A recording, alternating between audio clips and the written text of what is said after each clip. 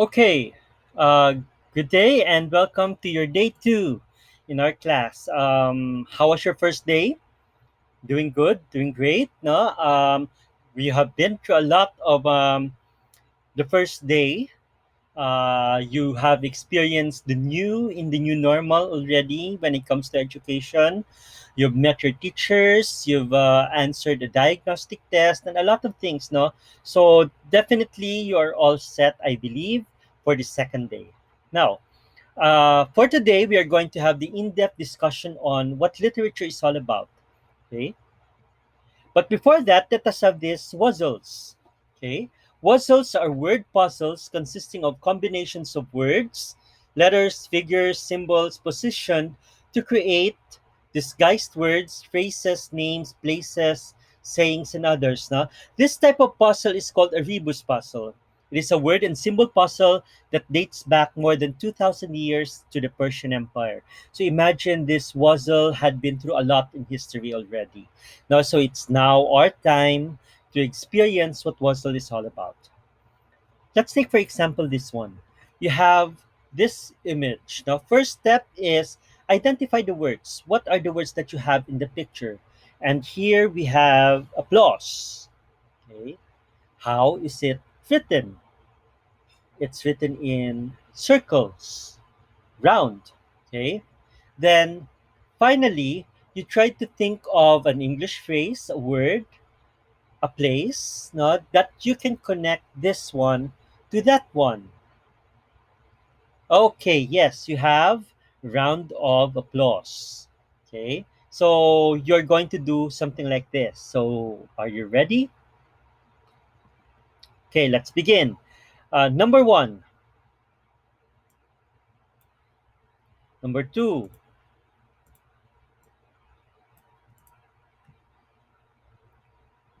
number three, number four, and number five. Okay, this is what you're going to do. Now, you are going to go to your Padlet, the Padlet wall that I have assigned for this activity, and you are going to write on a bond paper your answers, something like this, okay? And then you take a selfie and then post it in the Padlet wall, okay? Do not forget to write your name. Why? Because your Padlet post will serve as my attendance, your attendance in my class for that day, for today. Okay? So that is your activity. Okay? So any questions? So much for wuzzles. We begin with this poem. Okay. Oh boy, this is I love this poem. Okay. The road not taken. Two roads diverged in a yellow wood, and sorry I could not travel both. And be one traveler, long I stood and looked down one as far as I could to where it bent in the undergrowth. Then took the other, as just as fair, and having perhaps the better claim, because it was grassy and wanted wear, though as for me the passing there had worn them really about the same. And both that morning equally lay in leaves no step had trodden black. Oh, I kept the first for another day. Yet knowing how way leads on to way, I doubted if I should ever come back. I shall be telling this with a sigh. Somewhere ages and ages hence, two roads diverged in a wood, and I took the one less traveled by, and that has made all the difference. This poem, Road Not Taken, was written by Robert Frost. Okay. This poem is something about decision making.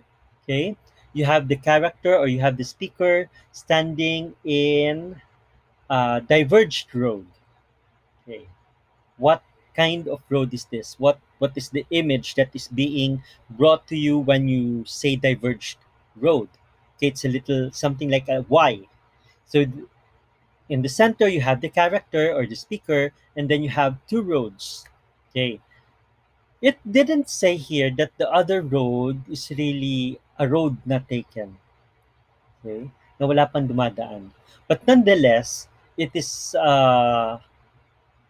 grassy, okay, still, no, uh, a little bit untouched, okay.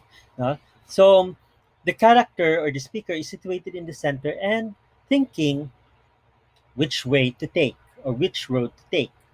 Okay. Is that speaker going to take a road that is worn out road, okay, muddy, stony, rocky road, okay, and then how about the other road which is still no? It appears no step had trodden black. But then again, towards the end of the poem, I shall be telling this with a sigh. Somewhere ages and ages hence, two roads diverge in a wood, and he took the one less traveled by, and that has made all the difference. Because that speaker had no idea, have no idea, no, whether he will be back in the same situation to take the other road, but he has to make a decision. Same as you right now, grade 12. No? You are in the process of being that speaker. In the end, you're going to decide which road you're going to take. no? Uh, you're going to graduate in a few months' time. What will be next after for you? What will be next for you? Okay, so that's the poem, "The Road Not Taken." Then I have here another one. This is my first ever favorite poem. Now, when I was in high school, "To the Virgins to Make Much of Time" by Robert Herrick. Gather your rosebuds while you may, old time is still a flying, and the same flower that smiles today, tomorrow will be dying. The glorious lamp of heaven, the sun, the higher he's a getting, the sooner will his rays be run, and nearer he's the setting. That age is best which is the first, when youth and blood are warmer. But being spent, the worse and worst, time still succeed the former. Then be not coy, but choose your time, and while you may go merry, for having lost but once your prime, you may forever tarry. There's only one phrase that would encapsulate this poem: Carpe diem. Seize the day. Okay? Enjoy the day. Okay? Uh, do not do something that in the end you will regret. So enjoy, take a lot of experiences, because you're not getting any younger. As you go on, you're getting older. No, there are some things that you can do now that you cannot do in the future anymore. So make the most of it. That's why, not to divergence to make much of time by Robert Herrick. Okay, so what is literature? You have those two poems that I've discussed, "The Road Not Taken" and "To the Virgins to Make Much of Time" is a literature. So what is literature? Let us consult different personalities. Okay, the first one, ooh, you know him? Okay, he is Plato, one of the three great Greek philosophers. Okay. According to Plato, literature is an imitation in words of an imitation, in matter of material existence, of an idea that exists originally in the mind of God. As an imitation twice removed from the true reality, it is inferior, deceptive, and dangerous, largely because audiences imitate what they see and read. Okay? So there is an act of imitation. Okay? So, for example, what you have read in the novel, because you felt good about that novel, you, what do you call this? You were able to sympathize well with the character. Okay, that is why you said to yourself, "I'm going to be like that character. I'm going to adopt his principle." So, without any hesitation, that is why literature is very dangerous, because it can influence a person. Okay? Next, let us have Aristotle. So literature is an imitation of a sequence of events. Literature can be categorized and thereby understood according to the method of operation and execution of each category. Viewing or reading literature facilitates the expression, the pushing out of undesirable emotions. That is called catharsis. Okay, imagine you've been watching. You are in the theater, cinema.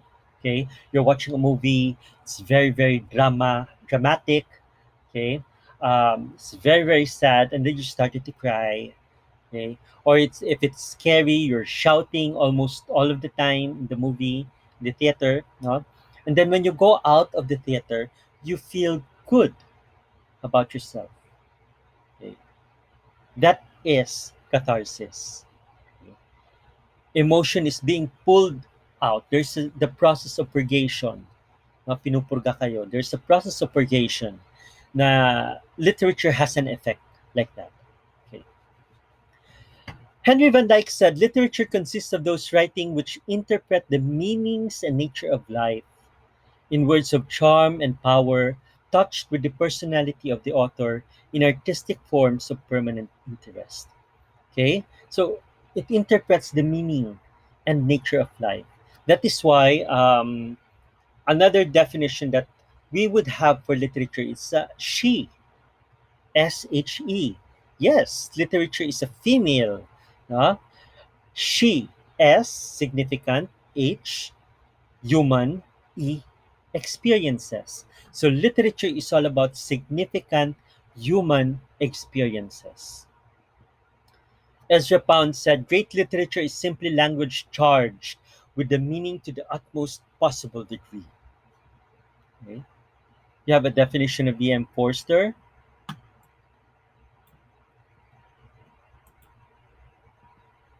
Okay. C.S. Lewis. Now, what is literature according to you? Okay. You've thought about this? Have you thought about this? What is literature according to you? Uh, for me, literature is, okay, I'll move here. Literature transcends time and space. It encompasses all human life. It mirrors life itself. It gives us a glimpse of what we were in the past. Through these books, we have learned how the Greek live. No, the Greeks live in the past. The different stories about World War II and so on. No? What we are in the present, what are we reading right now, what do we have in this great big body of literature, and what we will become. Everything is reflected in the pages of literature. Okay. Okay, literature is divided into two main. No? You have the oral and the written. On the written, you have two kinds. You have the poetry and the prose. Poetry is literature that is written in lines, verses, it has rhyme, meter, it has poetic devices, while prose is written in sentences, paragraphs, sometimes written in formal language, okay? While poetry is using figurative language. Okay, so those are the differences between poetry and prose. Now, under prose, you have two. You have the fiction and then the nonfiction. For the fiction, you have the short stories, novels, novelette. While the nonfiction, you have biographies, autobiographies, essay, creative nonfiction. Okay? And then for poetry, there are three. You have the narrative, lyric or lyrical, and then dramatic.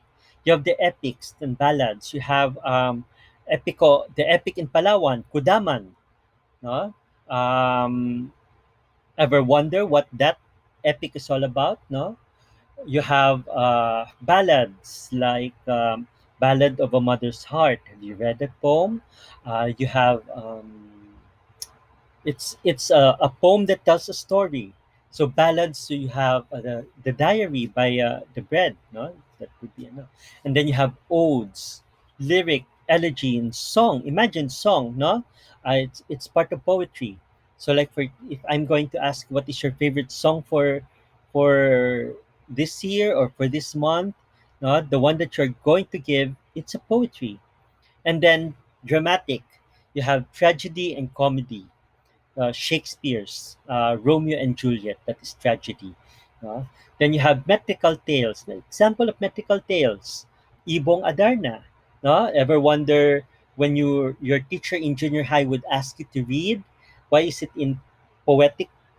Why is it a poetic reading? No, you have it's divided into stanzas and lines also, and then you have metrical romances like Florante at Laura. Okay. Now, because it's 21st century, actually, it has debunked all of the idea of the big L, the small L. There's no such thing anymore. No? But for the purpose of discussion, what is the difference between a big L literature and the small L literature? Okay. So, literature with the small L, broadly anything that is written, usually pop literature, popular literature, no? Novels, poems, plays, and articles, written works with popular appeal. Okay, like for example, the Wattpad. Okay. While literature with the big L, these are the classics that have been read over and over again. It has literary awards. You have the Nobel Prize winners. Okay, works that are considered exemplary because they provide knowledge and understanding of the world and man. But nonetheless, nowadays, 21st century literature, there's no such thing anymore. Okay. So some terms that we need to take note of. You have the canon, canonical literature. What do we mean by this? Okay. We have the National Artist for Literature, Nobel Prize for Literature. You have Pulitzer Prize in Fiction or Novel, then the Man Booker Prize. So I leave you all this to your readings. We're going to discuss it next meeting. Okay. So any question? None. Okay. Questions? Okay. So I'm not going to have this one first, no? But you have your work with your Padlet, and I'm going to leave you with this. No more questions. Okay. So that's all. Thank you. See you next meeting. Bye.